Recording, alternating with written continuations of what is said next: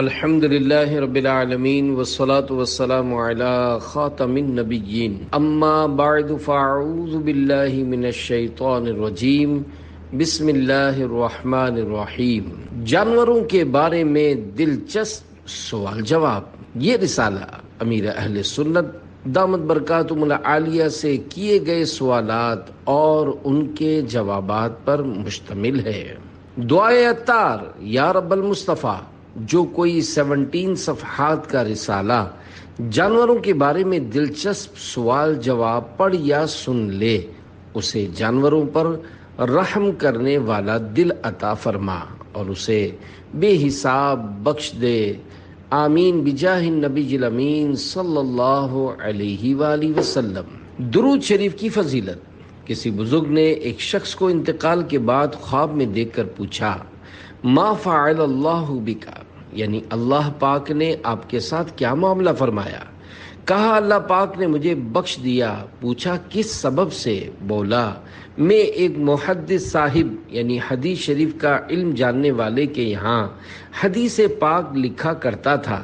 انہوں نے نور کے پیکر تمام نبیوں کے سرور صلی اللہ علیہ وآلہ وسلم پر درود پاک پڑھا تو میں نے بلند آواز سے درود پاک پڑھا، نیز حاضرین نے سنا تو انہوں نے بھی درود پاک پڑھا، تو اللہ پاک نے اس کی برکت سے ہم سب کو بخش دیا ہے۔ اعمال نہ دیکھے یہ دیکھا، محبوب کے کوچے کاہے گدا، مولا نے مجھے یوں بخش دیا، سبحان اللہ سبحان اللہ، صلو علی الحبیب صلی اللہ علی محمد۔ شیخ عثمان حیری اور زخمی گدھا۔ حکایت، حضرت سیدنا شیخ عثمان حیری رحمۃ اللہ علیہ ایک کھاتے پیتے اور مالدار گھرانے سے تعلق رکھتے تھے۔ ایک مرتبہ آپ اپنی ریشمی چادر اوڑھ کر مدرسے جا رہے تھے۔ حالانکہ ریشمی چادر مرد استعمال نہیں کر سکتا، لیکن یہ آپ کی توبہ سے پہلے کا واقعہ ہے۔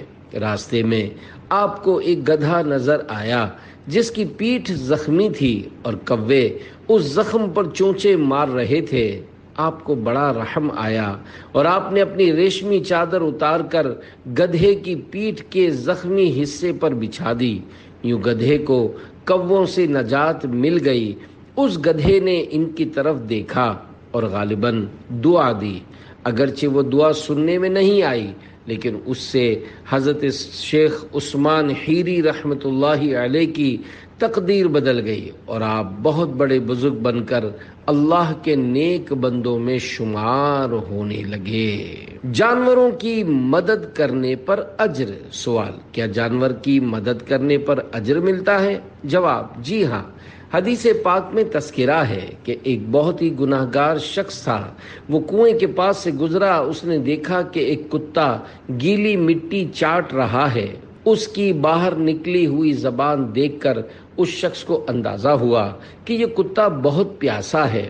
اس نے اپنا موزہ اتارا، موزے میں پانی بھر کر پانی نکالا اور اس کتے کو پلا دیا۔ اللہ کریم کو اس کی یہ نیکی پسند آ گئی اور اس کی بخشش ہو گئی۔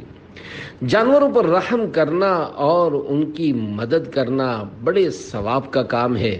بعض بچے بلی کو چھت سے گرا دیتے ہیں، مارتے ہیں اور دم سے اٹھا کر پھینک دیتے ہیں۔ انہیں سمجھانا چاہیے کیونکہ وہ ناسمجھی میں ایسا کرتے ہیں۔ جانور چاہے بلی ہو یا کتا ہو، اللہ پاک کی مخلوق ہے اور اسے بلا وجہ ایذا نہیں دینی چاہیے کیونکہ یہ گناہ ہے۔ حکیم الامت مفتی احمد یار خان نعیمی رحمۃ اللہ علیہ نے لکھا ہے کہ مظلوم جانور اور مظلوم کافر کی بد دعا بھی مقبول ہے۔ اسلام نے ظلم کا رد کیا ہے۔ اسلام میں ظلم ہے ہی نہیں۔ ہمیں پیار محبت دینی ہے اور ظلم سے بچنا ہے۔ جانوروں پر رحم کھاتے ہوئے انہیں کھلانا پلانا چاہیے کیونکہ حدیث پاک میں ہے کہ ہر تر جگر والی جان میں اجر ہے۔ ہم جانور کے ساتھ احسان و بھلائی کریں گے تو ثواب ملے گا۔ کیا بکریاں پالنا سنت ہے؟ سوال: کیا بکریاں پالنا سنت ہے؟ جواب: جی ہاں، سرکار مدینہ صلی اللہ علیہ وآلہ وسلم کی خدمت میں بکریاں حاضر رہتی تھیں، بلکہ مخصوص دودھ پلانے والی بکریاں بھی تھیں۔ روایت میں ہے کہ گھر میں بکری کا ہونا محتاجی کے 70 دروازے بند کر دیتا ہے، یعنی گھر میں بکری رکھنا اتنا مفید ہے۔ گھر سے مراد بیڈ روم یعنی سونے کا کمرہ تو ہو نہیں سکتا، اس سے مراد گھر کی وہ مناسب جگہ ہے جہاں بکری رکھی جا سکتی ہو۔ جانور بیچ کر میلاد کا لنگر کرنا کیسا؟ سوال: اگر کسی نے میلاد کے لنگر کے لیے جانور پالا ہو تو کیا وہ اس جانور کو بیچ کر آدھی رقم اس سال اور بقیہ آدھی رقم اگلے سال میلاد کے لنگر میں خرچ کر سکتا ہے؟ جواب: اگر اسی سال جانور قربان کرنے کی نیت تھی تو اسی سال کر لینا چاہیے، لیکن چونکہ ایسا کرنا اس پر واجب نہیں ہوا تھا، اس لیے اگر جانور بیچ کر آدھی رقم سے بھی میلاد کا لنگر کرتا ہے تب بھی صحیح ہے۔ اگر بالفرض ارادہ بدل دے اور لنگر ہی نہ کرے تب بھی گناہگار نہیں ہے، لیکن جب نیت کی ہے تو اس سے پیچھے نہیں ہٹنا چاہیے۔ کیا بھولنا بھی اللہ کی نعمت ہے؟ سوال: بھول اللہ کی نعمت ہے، ایسا کہنا کیسا؟ جواب: بہت سی صورتیں ایسی ہیں جن میں بھول جانا نعمت ہے، جیسے کسی نے ہمارے ساتھ بدسلوکی کی اور ہم بھول گئے تو یہ نعمت ہوئی، کیونکہ اگر بدسلوکی یاد رہ جاتی تو اس سے خار کھاتے رہتے، اس کی برائیاں کرتے رہتے اور اس سے انتقام لینے کی ٹوہ میں رہتے کہ جب موقع ملے گا نہیں چھوڑوں گا۔ بعض اوقات بچوں کو ڈانٹ ڈپٹ کرتے ہوئے نہ جانے کیا کیا بول دیتے ہیں اور بچے بھول جاتے ہیں۔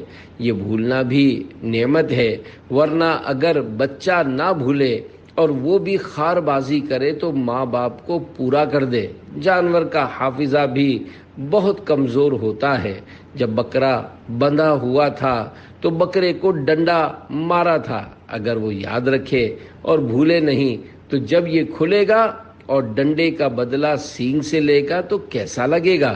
ایسی اور بھی صورتیں ہیں جن میں بندہ بھول جاتا ہے تو فائدہ ہوتا ہے۔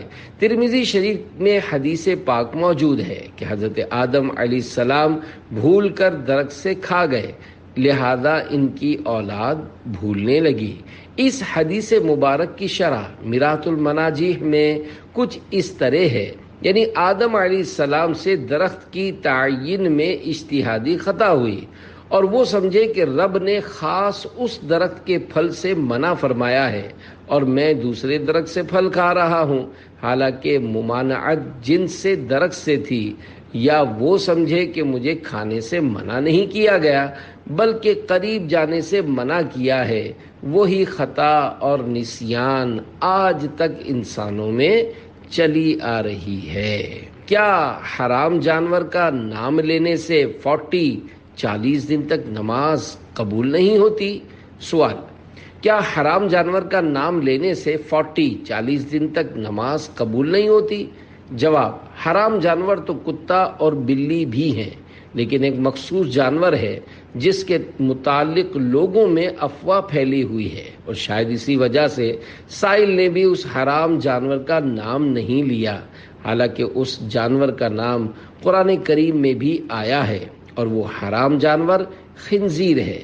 اس موقع پر مفتی حسان صاحب نے یہ آیت مبارکہ تلاوت فرمائی: انما حرم علیکم المیتۃ والدم ولحم الخنزیر۔ ترجمہ کنز الایمان: اس نے یہی تم پر حرام کیے ہیں مردار اور خون اور سور کا گوشت۔ امیر اہل سنت دامت برکاتہم العالیہ نے فرمایا، عوام میں بہت ساری غلط فہمیاں پائی جاتی ہیں۔ خنزیر کا لفظ کہنے سے نہ وضو ٹوٹتا ہے اور نہ ہی گناہ ملتا ہے۔ پنجروں میں طوطے پالنا کیسا؟ سوال: پرندوں کو نفلی صدقے کی نیت سے دانہ وغیرہ ڈالا جائے تو کیا نفلی صدقے کا ثواب ملے گا؟ نیز اگر کسی نے پنجرے میں شوقیہ طوطے پالے ہوں لیکن ان کا خیال رکھتا ہو تو کیا اسے طوطے قید رکھنے کا گناہ ملے گا؟ جواب: پرندوں کو دانہ کھلانا ثواب کا کام ہے۔ اگر کسی نے طوطوں کو قید رکھا ہے لیکن ان کو بار بار دانہ پانی دیتا ہے اور کوئی تکلیف نہیں دیتا تو یہ بند رکھنا جائز ہے، لیکن اس میں بندے کو یہ سوچنا چاہیے کہ اگر کوئی مجھے بند کر دے تو کیسا لگے گا۔ ہمیں تو چھوٹا موٹا مکان کافی ہوتا ہے، لیکن پرندوں کے لیے بہت بڑی فضا چاہیے۔ جیسے چھوٹی مچھلیاں شو پیس کے طور پر لوگ رکھتے ہیں تو مجھے بڑا رحم آتا ہے، کیونکہ پانی کانچ کے شو پیس میں ہوتا ہے، جس کی وجہ سے ہو سکتا ہے کہ بعض اوقات تیرتے ہوئے مچھلیاں ٹکراتی ہوں اور زخمی ہو جاتی ہوں، یہ سمجھتی ہوں گی کہ راستہ ہے اور ٹکرا جاتی ہوں گی۔ میں ناجائز نہیں کہہ رہا، لیکن سمجھ یہی آتا ہے کہ ایسے شوق نہ پالے جائیں جن سے کسی جانور کو ہماری وجہ سے پریشانی کا سامنا ہو۔ بعض اوقات لوگ بڑا اچھا کام کرتے ہیں کہ چڑیا وغیرہ خرید کر آزاد کرتے ہیں، یہ اچھا کام ہے۔ گائے کا بچہ پیدا ہوتے ہی بیچ دینا کیسا؟ سوال: میرا فارمنگ کا چھوٹا سا کام ہے۔ جب گائے بچہ دیتی ہے تو کئی فارمر حضرات اسے سیل کر دیتے ہیں، حالانکہ ابھی اس بچے نے اپنی ماں کا پہلا دودھ بھی نہیں پیا ہوتا۔ ایسا کرنا کیسا ہے؟ جواب: عام طور پر چھوٹا بچہ جو نر ہو وہ سیل اس لیے کر دیا جاتا ہے کہ وہ بڑا ہو کر نہ دودھ دے گا اور نہ ہی بچے دے گا، یہ بیچنا جائز ہے۔ البتہ بعض لوگ ایسے جانور پر رحم کھاتے ہیں، یہی وجہ ہے کہ ایسے جانور کے بیچنے سے تھوڑی بہت تنفیر کی صورت بنتی ہے، لیکن ایسے لوگوں کی بھی ایک تعداد ہے جو اسی طرح کے جانور کا گوشت کھانا پسند کرتی ہے، کیونکہ اس کا گوشت حلوان یعنی نرم اور بالکل ملائم ہوتا ہے۔ مجرمانہ ذہن کے بعض ہوٹل چلانے والے لوگ ایسے جانور کی چانپیں بنا کر بکرے کی جگہ اسے چلا دیتے ہیں، کیونکہ چانپ جب بھون لی جائے تو پتہ نہیں چلتا کہ بکرے کی ہے یا چھوٹے بچے کی ہے۔ یہ تو سراسر دھوکہ ہے۔ قربانی میں اگر جانور کے پیٹ سے بچہ زندہ نکل آئے تو اسے بھی ذبح کیا جائے گا، اور اگر مردہ نکلے تو پھینک دیا جائے گا۔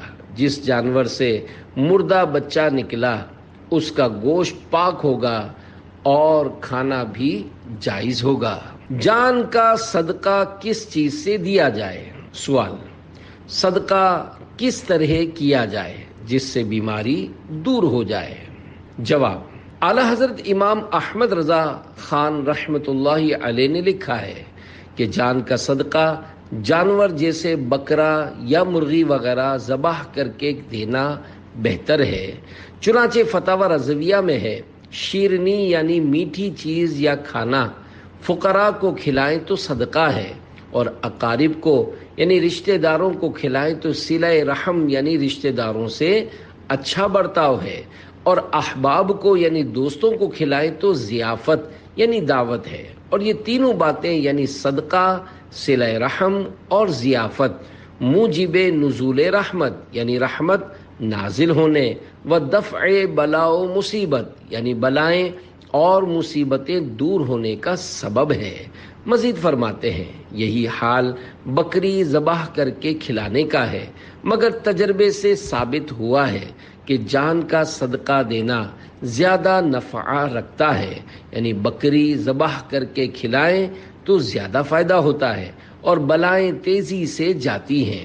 البتہ یہ ضروری نہیں کہ خود مریض ذبح کرے، بلکہ جسے جانور دیا اس سے بھی کہا جا سکتا ہے کہ وہ جانور کو ذبح کر دے۔ جانوروں پر ظلم کرنا قیامت کے دن سخت آزمائش کا باعث بن سکتا ہے۔ سوال: بعض لوگ جانوروں پر بے انتہا ظلم کر رہے ہوتے ہیں، ان کے حوالے سے کچھ ارشاد فرما دیجئے۔ جواب: جی ہاں، بعض لوگ جانوروں پر بے جا سختی کرتے، ان کو مارتے اور جھاڑتے رہتے ہیں، جیسے گھوڑا گاڑی یا گدھا گاڑی چلانے والے ان مظلوم جانوروں کو بلا وجہ چابک مارتے رہتے ہیں، اور بیچارے گدھے پر تو بہت ظلم کرتے ہیں، اس کی ران کے قریب والے حصے کو زخمی کر دیتے ہیں اور ٹین کے ڈبے کا منہ چپٹا کر کے اس کی نوک گدھے کے زخم پر لگاتے ہیں، کبھی زور سے مارتے ہیں اور وہ بیچارہ تکلیف اور اذیت کی وجہ سے اچھلتا اور بھاگتا ہے۔ اسی طرح گدھا گاڑیوں کی ریس کے موقع پر بھی بہت ظلم کیا جاتا ہے۔ نیز میں نے جوڑیا بازار میں دیکھا ہے، گدھا گاڑی پر اتنا بوجھ لاد دیتے ہیں کہ بیچارہ گدھا اوپر ہو کر لٹک جاتا ہے۔ اگر یہ منظر کوئی نرم دل والا آدمی دیکھ لے تو اس کی آنکھوں میں آنسو آ جائے۔ ایک مرتبہ قاری مصلح الدین رضوی صاحب رحمت اللہ علیہ اپنے بیان میں فرما رہے تھے کہ میں نے دیکھا کہ ایک گدھا گاڑی میں بہت سارا مال لدا ہوا تھا، جس کی وجہ سے بیچارہ گدھا اوپر لٹک گیا تھا۔ یہ دیکھ کر میری آنکھوں میں آنسو آ گئے تھے۔ قاری صاحب رحمت اللہ علیہ بہت نرم دل آدمی تھے، اور ایسے لوگ جب اس طرح کے مناظر دیکھتے ہیں تو غم سے رو پڑتے ہیں۔ لیکن افسوس ہے ان سفاکوں پر جو لمحہ لمحہ ان بے زبانوں بے چارے جانوروں پر ظلم کر رہے ہوتے ہیں، انہیں بالکل بھی رحم نہیں آتا۔ یہ لوگ یاد رکھیں، قیامت کا دن ہوگا اور یہ جانور ہوں گے جو آپ کے کیے گئے ظلم کا بدلہ لیں گے۔ یہ قیامت کے دن بہت مہنگا پڑے گا۔ عافیت اسی میں ہے کہ آئندہ کسی بھی جانور پر ظلم کرنے سے خود کو بچا کر رکھیں، چاہے گدھا ہو، گھوڑا ہو، انسان ہو یا چھوٹی سی چونٹی ہو، کسی پر بھی ظلم نہیں کرنا، اور اب تک جو کیا ہے اس سے توبہ کر لیجئے۔ اگر آپ کا گدھا یا گھوڑا اپنی گاڑی تیز نہیں چلا پا رہا تو اس کو مارنے کے بجائے قیامت کے اس منظر کو پیش نظر رکھیے کہ قیامت والے دن پل صراط پر چلنا ہوگا، جس پر قدم رکھنا بھی دشوار ہوگا، لیکن پھر بھی بندے کو مجبوراً قدم رکھنا ہی پڑے گا۔ لوگ کٹ کٹ کر جہنم میں گر رہے ہوں گے۔ اس دن آپ کو پل صراط لازمی عبور کرنا ہوگا۔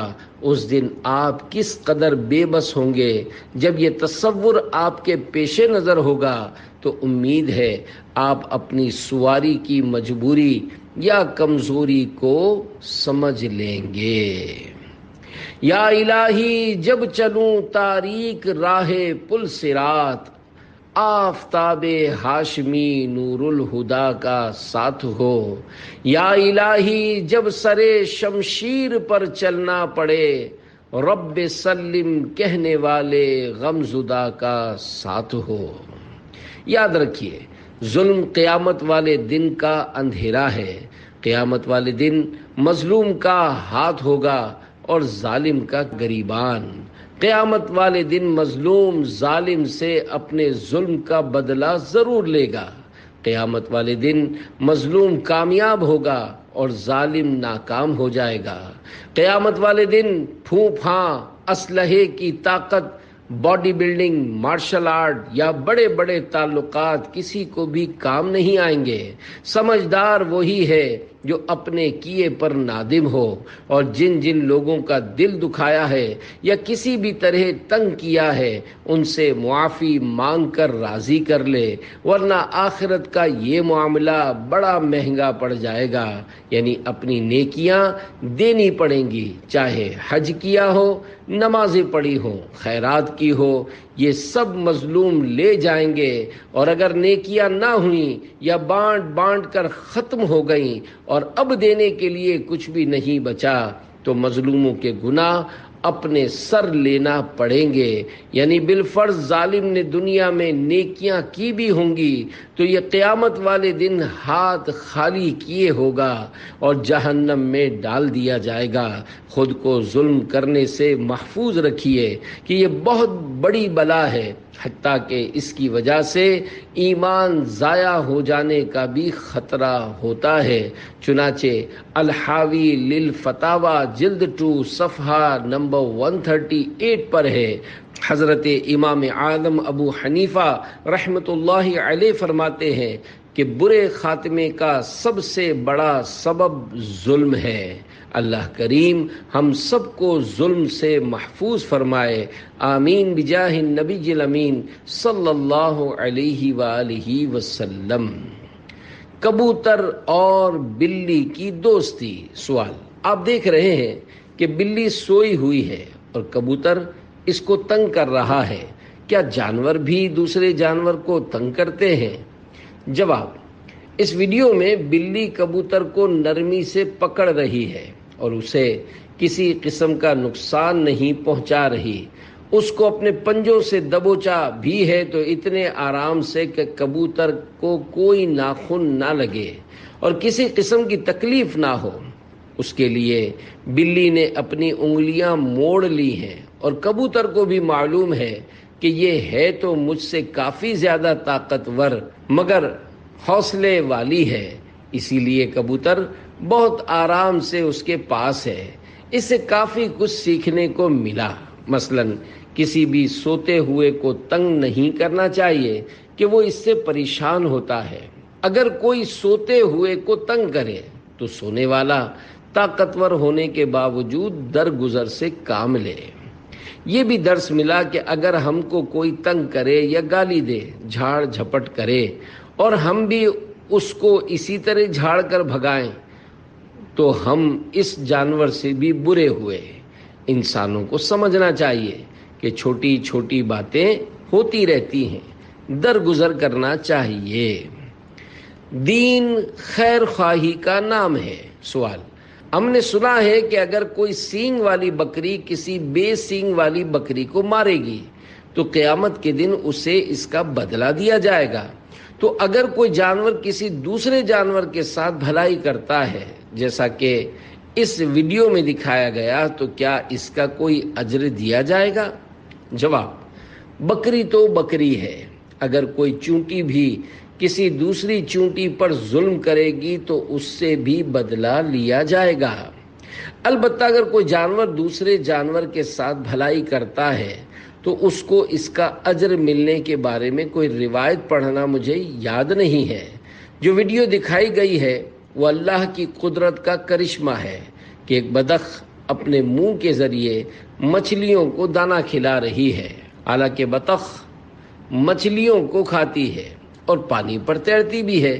اس سے ہم انسانوں کو یہ درس ملتا ہے کہ آج ہم ایک دوسرے کے منہ سے نوالا چھین رہے ہیں، چوری ڈکیتی اور قتل و غارت گری کر رہے ہیں، جبکہ ایک بے زبان جانور دوسرے جانور پر اتنی شفقت کر رہا ہے کہ اپنے منہ سے اس کے منہ میں دانے ڈال رہا ہے۔ اس اعتبار سے انسان ایک جانور سے بھی گیا گزرا ہو گیا۔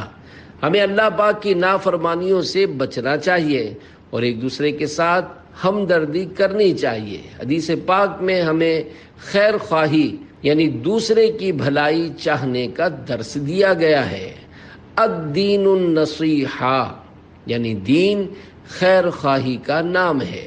دوسروں کا خیال رکھیے۔ سوال، حضور یہ دیکھیے ایک مرغی کا دھیان کر رہا ہے لیکن انسان دوسرے انسان کا خیال نہیں کرتا، لوگ مر رہے ہیں، ذرا لوگوں کو سمجھائیے۔ ایک منظر دکھایا گیا جس میں ایک مرغا بارش کے دوران مرغی کے اوپر اپنا پر پھیلا کر اسے بارش سے بچانے کی اپنی سی کوشش کر رہا تھا اور یہ سوال کیا گیا۔ جواب، کیا بات ہے، یہ واقعی انوکھا منظر ہے۔ اس سے ہمیں یہ سیکھنے کو ملتا ہے کہ جب جانور ایک دوسرے کے ساتھ ہمدردی کرتے ہیں تو ہم انسانوں کو تو ایک دوسرے کے ساتھ زیادہ ہمدردی کرنی چاہیے، لیکن افسوس انسانوں کی ایک تعداد ایسا نہیں کرتی، خود محفوظ ہیں تو بس سب ٹھیک ہے۔ حضرت سری سقطی رحمت اللہ علیہ کی بازار میں دکان تھی، ایک دفعہ اس بازار میں آگ لگ گئی، پورا بازار جل گیا، لیکن آپ رحمت اللہ علیہ کی دکان بچ گئی۔ جب آپ کو اس بات کی خبر دی گئی تو بے ساختہ آپ کے منہ سے نکلا الحمدللہ، مگر فوراً ہی اپنے نفس کو ملامت کرتے ہوئے ارشاد فرمایا، فقط اپنا مال بچ جانے پر میں نے کیسے الحمدللہ کہہ دیا۔ لہذا آپ نے تجارت کو خیر باد کہہ دیا اور الحمدللہ کہنے پر توبہ و معافی کی خاطر عمر بھر کے لیے دکان چھوڑ دی۔ کیا شان ہے ہمارے بزرگوں کی! یہ تھا ان کا ذہن کہ خود نقصان سے بچ کر خوش نہیں ہونا بلکہ دوسروں کے نقصان کا بھی خیال رکھنا ہے۔ سیلاب آیا ہوا ہے، دوسروں کا مال ڈوب رہا ہے اور ہم اپنے سامان کے ساتھ بچ کر نکل جائیں؟ نہیں، ایسا نہیں کرنا۔ اگر کوئی وائرس آیا ہوا ہے اور میں اس وائرس سے بچ گیا ہوں تو مجھے اس وائرس کے شکار لوگوں سے ہمدردی اور خیر خواہی کرنی ہے۔ ایسا نہیں ہے کہ کوئی مسلمان دوسرے کی غم خواری نہیں کر رہا۔ الحمدللہ ایک تعداد ہے جو غم خواری کر رہی ہے۔ اللہ کریم ہم کو بھی غم خواری کرنے والوں میں شامل فرمائے۔ کھال پھلا لینے والی مچھلی کھانا کیسا؟ سوال: جو مچھلی اپنی کھال پھلا لیتی ہے کیا اسے کھانا حلال ہے؟ مچھلی کی ویڈیو دکھا کر سوال کیا گیا جس میں ایک آدمی مچھلی پکڑ کر اس کو کھجا رہا ہے جس سے مچھلی کی کھال پھولتی جا رہی ہے۔ جواب: یہ مچھلی ہی ہے اور جب مچھلی ہے تو اس کا کھانا بھی حلال ہے۔ ہو سکتا ہے جب اس پر کوئی دشمن حملہ آور ہوتا ہو تو یہ اس طرح پھول کر خود کو بچاتی ہو تاکہ وہ اس کو اپنے منہ میں نہ لے سکے۔ اس ویڈیو میں ایک شخص اس کو ہاتھ سے رگڑ رہا ہے جس سے شاید مچھلی پر گھبراہٹ طاری ہو رہی ہے اور اس نے خود کو پھلا لیا ہے۔ اگر واقعی مچھلی کو گھبراہٹ ہو رہی ہے اور وہ تکلیف محسوس کر رہی ہے تو ایسا کرنے کی شرعاً اجازت نہیں ہے۔ یہ شخص توبہ کرے۔ یاد رکھیے، کسی بھی جانور بلکہ کسی کیڑے کو بھی بلا وجہ تکلیف دینا جائز نہیں ہے۔ چھوٹے بچے کیڑے مکوڑوں کو کچل رہے ہوتے ہیں یا بلی کو اس کی پونچھ سے اٹھاتے ہیں اور گھما کر پھینک دیتے ہیں۔ انہیں ایسا نہیں کرنا چاہیے۔ بڑوں کو چاہیے کہ وہ بچوں کو ایسا نہ کرنے دیں۔ جو جانور ایذا نہیں دیتے انہیں بلا وجہ نہیں مارنا چاہیے، اور جو جانور ایذا دیتے ہیں انہیں مارنے کی اجازت ہے، جیسے مچھر وغیرہ۔ البتہ انہیں بھی ماریں تو آسان سے آسان موت ماریں تاکہ کم سے کم تکلیف ہو۔ کچل کر یا تھوڑی تھوڑی تکلیف دے کر مارنے کی اجازت نہیں ہے۔ حضرت امام ابن حجر ہیتمی رحمۃ اللہ علیہ فرماتے ہیں، انسان نے ناحق کسی چوپائے کو مارا یا اسے بھوکا پیاسا رکھا یا اس سے طاقت سے زیادہ کام لیا تو قیامت کے دن اس سے اسی کی مثل بدلہ لیا جائے گا جو اس نے جانور پر ظلم کیا یا اسے بھوکا رکھا۔ اس پر درج ذیل حدیث پاک دلالت کرتی ہے۔ چنانچہ رحمت عالم صلی اللہ علیہ وآلہ وسلم نے جہنم میں ایک عورت کو اس حال میں دیکھا کہ وہ لٹکی ہوئی ہے اور ایک بلی اس کے چہرے اور سینے کو نوچ رہی ہے اور اسے ویسے ہی عذاب دے رہی ہے جیسے اس عورت نے دنیا میں قید کر کے اور بھوکا رکھ کر اسے تکلیف دی تھی۔ اس روایت کا حکم تمام جانوروں کے حق میں عام ہے اور بار شریعت جلد 3 صفحہ 660 پر ہے، جانور پر ظلم کرنا ذمی کافر پر، اب دنیا میں سب کافر حربی ہیں، ظلم کرنے سے زیادہ برا ہے، اور ذمی پر ظلم کرنا مسلم پر ظلم کرنے سے بھی برا ہے، کیونکہ جانور کا کوئی معین و مددگار اللہ پاک کے سوا نہیں۔ اس غریب کو اس ظلم سے کون بچائے؟ جانوروں کی آپس میں دوستیاں۔ سوال: اگر جانور پر ظلم کرے تو بروز قیامت اس سے ظلم کا بدلہ لیا جائے گا۔ بھینس کے اوپر عام طور پر سواری نہیں کی جاتی، جیسا کہ ویڈیو میں دیکھا جا رہا ہے کہ بکری بھینس کے اوپر چڑھ کر پتے کھا رہی ہے، تو کیا بکری کا اس طرح بھینس کے اوپر چڑھنا ظلم ہے اور اس کا بدلہ لیا جائے گا؟ جواب: اس ویڈیو میں بھینس جس طرح سر جھکائے اور کمر سیدھی کیے کھڑی ہے، اسے دیکھ کر یہ نہیں لگتا کہ اس پر ظلم ہو رہا ہے، بلکہ یوں لگتا ہے کہ بھینس نے بکری کے ساتھ تعاون کیا ہے کہ میری کمر پر چڑھ کر درخت سے پتے کھا لو۔ اگر اس پر ظلم ہو رہا ہوتا تو یہ اچھل کود کرتی، اور بکری کا بھینس سے کیا مقابلہ ہوگا، وہ تو بہت جاندار ہوتی ہے۔ بعض اوقات جانوروں کی آپس میں دوستیاں ہو جاتی ہیں جس کی ہمیں سمجھ نہیں پڑتی، اور وہ یوں ایک دوسرے کے ساتھ تعاون بھی کرتے ہیں۔ اللہ پاک کا ذکر کرنے والا جانور۔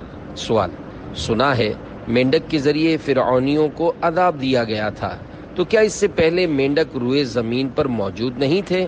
جواب: جب فرعونیوں کو عذاب دیا گیا تھا تو مینڈک ہی مینڈک ہو گئے تھے، حتیٰ کہ کھانے پینے اور بیٹھنے کی جگہوں پر بھی مینڈک آ جاتے تھے، جس کی وجہ سے یہ لوگ تنگ آ گئے تھے۔ حضرت انس رضی اللہ عنہ سے روایت ہے کہ مینڈکوں کو قتل مت کرو، کیونکہ جب یہ اس آگ کے پاس سے گزرے جس میں حضرت ابراہیم خلیل اللہ علیہ السلام کو ڈالا گیا تھا تو انہوں نے اپنے منہ میں پانی بھر کر اس پر چھڑکا تھا۔ مینڈک کے بارے میں یہ بھی ہے کہ یہ کثرت سے ذکر کرتا ہے، اس کو مت مارو۔ بارش کا پانی جمع ہوتا ہے تو مینڈک خود بخود پیدا ہو جاتے ہیں، اس لیے ایک کہاوت بھی ہے، برساتی مینڈک۔ یاد رہے، مینڈک کھانا حرام ہے۔ کتوں کی لڑائی کروانا کیسا؟ سوال: کتوں کی لڑائی کروانا کیسا ہے؟ جواب: کتے لڑانا ناجائز ہے۔ جو لوگ کتے لڑاتے ہیں وہ اس سے توبہ کریں۔ یا رسول اللہ، آپ پر جان قربان کے 22 حروف کی نسبت سے قربانی کی کھالیں جمع کرنے والے کے لیے 22 نیتیں اور احتیاطیں۔ 2 فرامین مصطفیٰ صلی اللہ علیہ وآلہ وسلم۔ نمبر 1، مسلمان کی نیت اس کے عمل سے بہتر ہے۔ نمبر 2، اچھی نیت بندے کو جنت میں داخل کر دیتی ہے۔ 2 مدنی پھول۔ نمبر 1، بغیر اچھی نیت کے کسی بھی عمل خیر کا ثواب نہیں ملتا۔ نمبر 2، جتنی اچھی نیتیں زیادہ اتنا ثواب بھی زیادہ۔ نمبر 1، رضا الہی کے لیے اچھی نیتیں کرتا ہوں۔ نمبر 2، ہر حال میں شریعت و سنت کا دامن تھامے رہوں گا۔ نمبر 3، قربانی کی کھالوں کے لیے بھاگ دوڑ کے ذریعے دعوت اسلامی کے ساتھ تعاون کروں گا۔ نمبر 4، کوئی لاکھ بدسلوکی کرے مگر اظہار غصہ۔ اور نمبر 5، بد اخلاقی سے پرہیز کر کے دعوت اسلامی کی ناموس و عزت کی حفاظت کروں گا۔ نمبر 6، قربانی کی کھالوں کے سبب لاکھ مصروفیت ہوئی، بلا عذر شرعی کسی بھی نماز کی جماعت تو کیا تکبیر اولیٰ بھی ترک نہیں کروں گا۔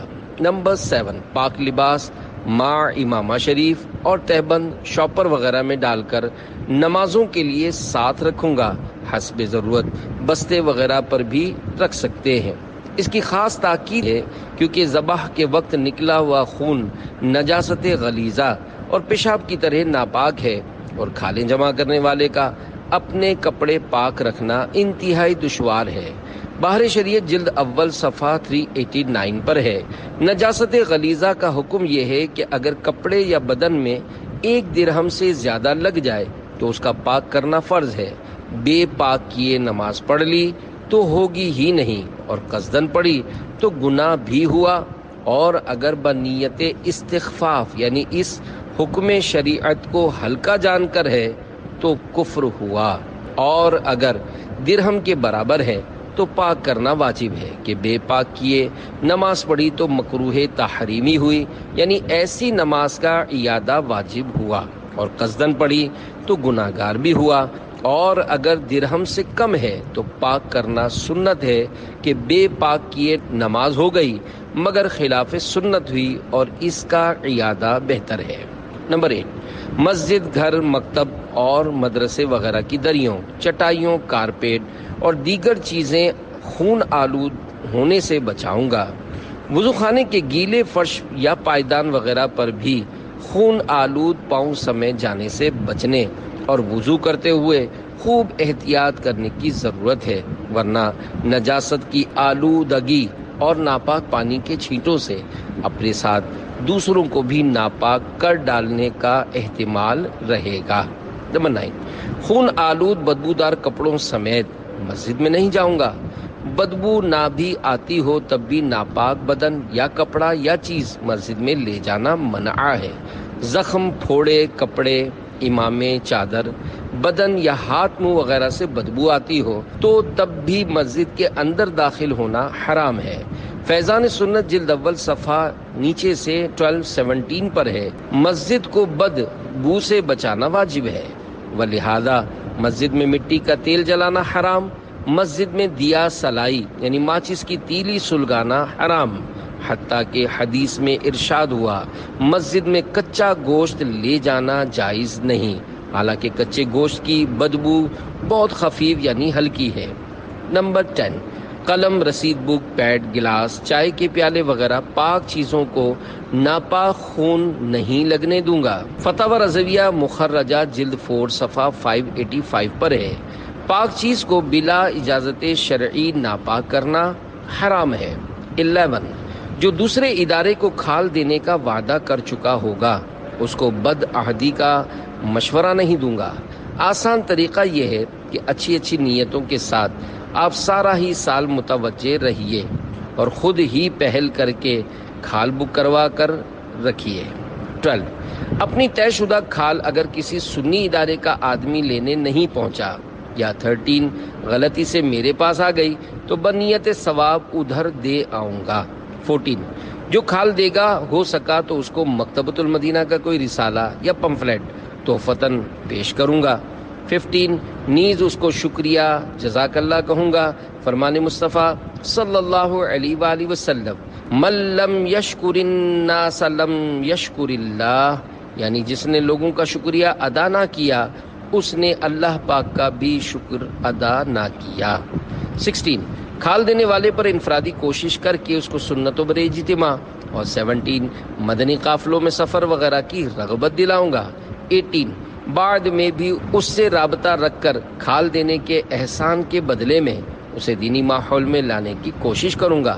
اگر 19، وہ مدنی ماحول میں ہوا تو اسے مدنی قافلے کا مسافر، یا 20، نیک اعمال کا عامل بناؤں گا، یا 21، کوئی نہ کوئی مزید کوشش کروں گا۔ ذمہ داران کو چاہیے کہ بعد میں وقت نکال کر کھال دینے والوں کا شکریہ ادا کرنے ضرور جائیں، نیز ان سب محسنین کو علاقائی سطح پر یا جس طرح مناسب ہو اکٹھا کر کے مختصراً نیکی کی دعوت اور لنگر رسائل وغیرہ تقسیم فرمائیں۔ رسائل کی دعوت اسلامی کے چندے سے نہیں، جدا گانا ترکیب کرنی ہوگی۔ 22، دور و نزدیک جہاں سے بھی کھال اٹھانے یا بستہ یا کوئی سا کام سنبھالنے کا ذمہ دار اسلامی بھائی حکم فرمائیں گے، بلا رد و قد اطاعت کروں گا۔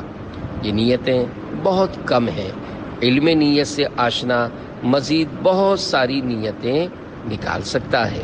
ایک اہم شرعی مسئلہ، ہمیشہ قربانی کی کھالیں اور نفلی عطیات کلی اختیارات یعنی کسی بھی نیک اور جائز کام میں خرچ کر لیے جائیں، اس نیت سے عنایت فرمایا کریں، کیونکہ اگر مخصوص کر کے دیا، مثلا کہا کہ دعوت اسلامی کے مدرسے کے لیے ہے، تو اب مسجد یا کسی اور مد یعنی عنوان میں اس کا استعمال کرنا گناہ ہو جائے گا۔ لینے والے کو بھی چاہیے کہ اگر کسی مخصوص کام کے لیے بھی چندہ لے تو احتیاطاً کہہ دیا کرے کہ ہمارے یہاں مثلا دعوت اسلامی میں اور بھی دینی کام ہوتے ہیں، آپ ہمیں کلی اختیارات دے دیجئے تاکہ یہ رقم دعوت اسلامی جہاں مناسب سمجھے وہاں نیک اور جائز کام میں خرچ کرے۔ یاد رہے چندہ دینے والا ہاں کرے اور وہ چندے یا کھال وغیرہ کا اصل مالک ہو تو ہی اجازت مانی جائے گی، لہذا چندہ یا کھال پیش کرنے والے سے پوچھ لیا جائے کہ یہ کس کی طرف سے ہے۔ اگر کسی اور کا نام بتائے تو اب اس کا ہاں کرنا مفید نہ ہوگا، اصل مالک سے فون وغیرہ کے ذریعے رابطہ کرے۔ زکوٰۃ اور فطرہ دینے والے سے کلی اختیارات لینے کی حاجت نہیں، کیونکہ یہ شرعی ہیلے کے ذریعے استعمال کیے جاتے ہیں۔